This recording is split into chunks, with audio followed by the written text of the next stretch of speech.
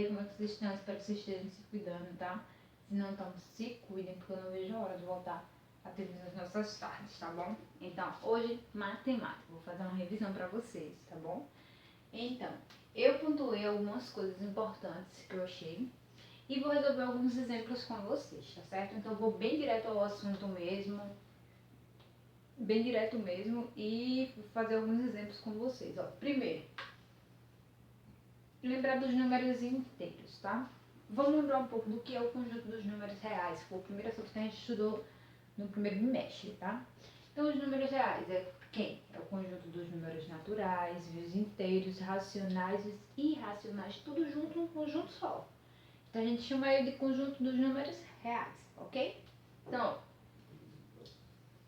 detalhe. Quem são os números naturais? Os números naturais são aqueles números que a gente utiliza para contar, que vai do zero ao infinito. Pronto. Os números inteiros são os números positivos, os números negativos, junto com o zero, ok?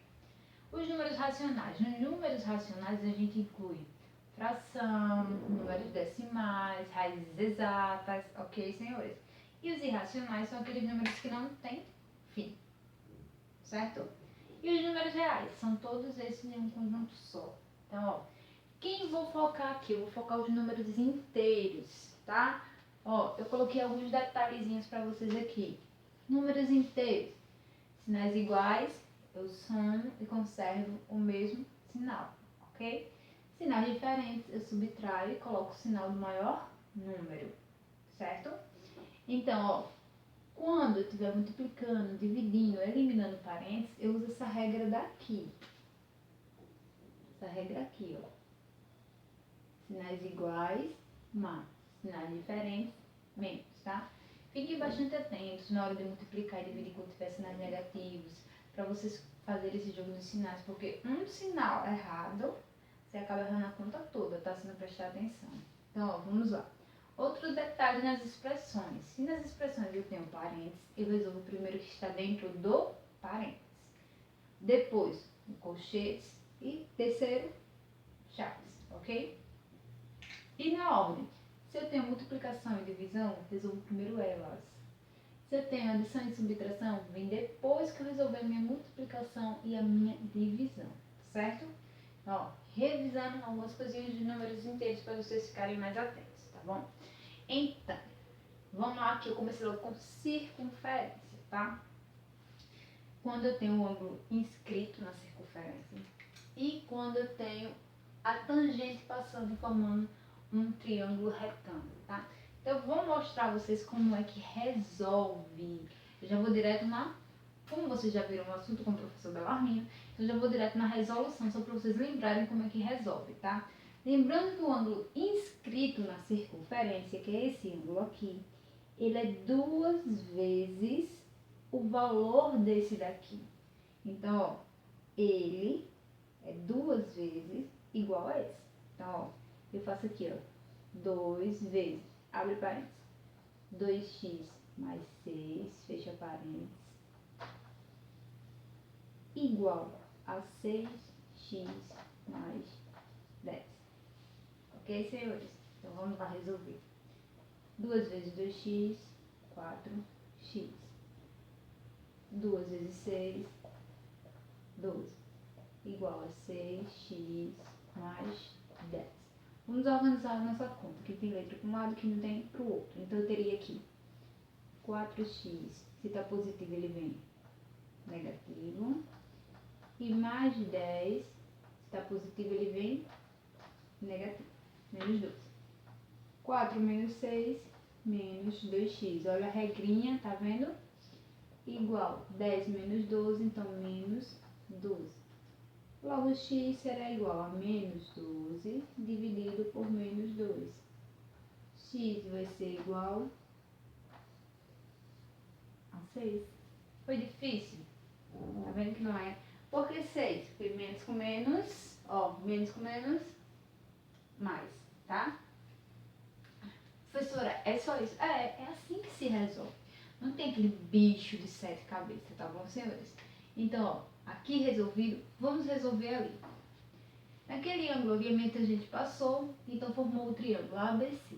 tá? Observando bem que ele é um triângulo retângulo, ou seja, um triângulo retângulo ele tem um ângulo exato valendo 90 graus, que é um ângulo reto. Então, ó, ele diz que o meu ângulo A é 55. Ele pergunta qual é o meu ângulo B, que eu não sei. Quando eu não sei, eu coloco quem? O X, isso mesmo. E o ângulo C? Professora, mas se não tem valor o ângulo C?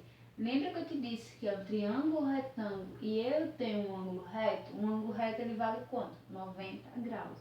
Então eu teria 55 mais 90 mais x, que é igual à soma dos ângulos internos de um triângulo, que dá 180. Então, ó, 90 mais 55, 145. Mais x igual a 180. Logo, eu tenho x igual a 180 menos 145. Logo, eu vou ter x igual a 35. Eu não acredito que é só isso. Acredite, é só isso. Ó, vou dar um tempinho para vocês. Copie essa parte que for copiar. Anota alguma observação aí, tá bom? Que agora, seguindo esses assuntos, eu vou fazer com vocês, vou trabalhar radicais, tá? Ó, pontuei algumas coisas importantes, então vou trabalhar só com vocês radicais. Pronto, perfeito, deram pause. Vamos voltar aqui, ó, apagando.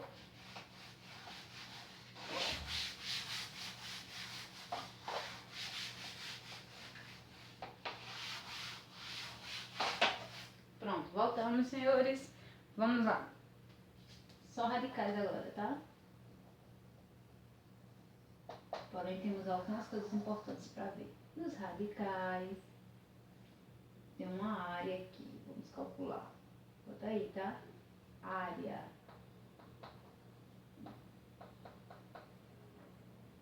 de um retângulo.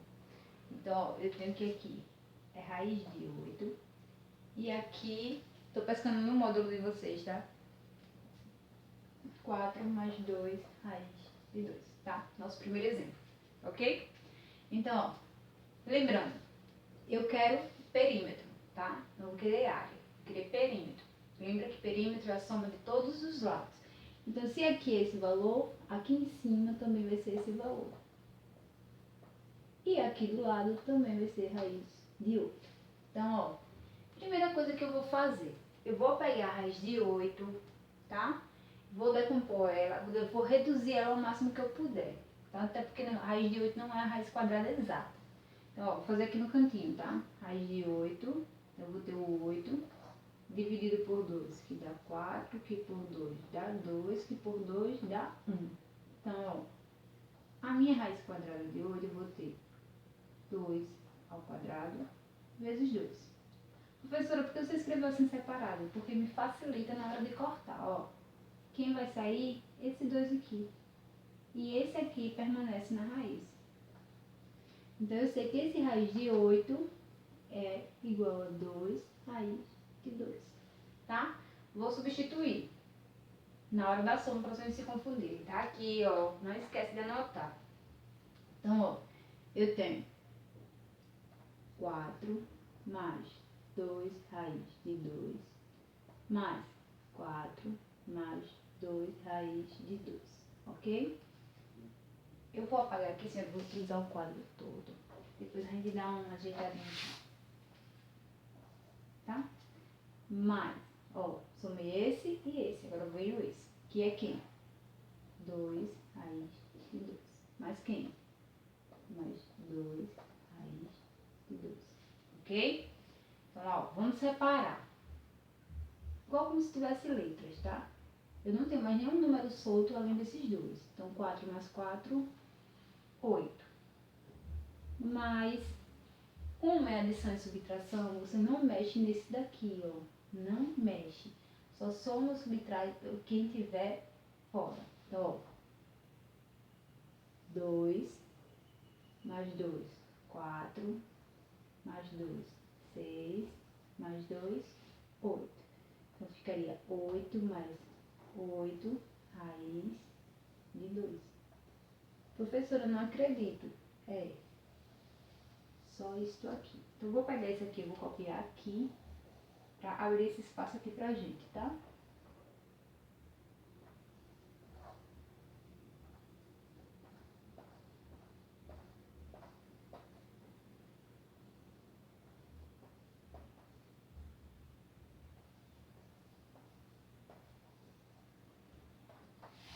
Pronto. Calculei o perímetro. Simplesinho assim. Então, agora vamos lá para quando tiver ele elevado a um expoente. Eu saio procurando os exemplos assim, bem alternados para vocês, tá? Eu tenho aí 2 raiz de 3 elevado ao cubo. Então, eu tenho que elevar ambos ao cubo. Exemplo, ó, eu tenho que fazer 2 vezes 2 vezes 2. 2 vezes 2, 4. 4 vezes 2, 8. Tá? E eu tenho que fazer raiz de 3 vezes raiz de 3 vezes raiz de 3. Presta bastante atenção nisso aqui, ó. 3 vezes 3 dá raiz de 9. Que é a raiz de 9? 3. Ó, 3 vezes 3 dá 9. Quem é a raiz de 9? 3. 3 vezes quem? Vezes a raiz de 3. Então fica 3 raiz de 3. Então vai ficar 8 vezes 3 raiz de 3. Então, 8 vezes 3, 24 raiz de 3.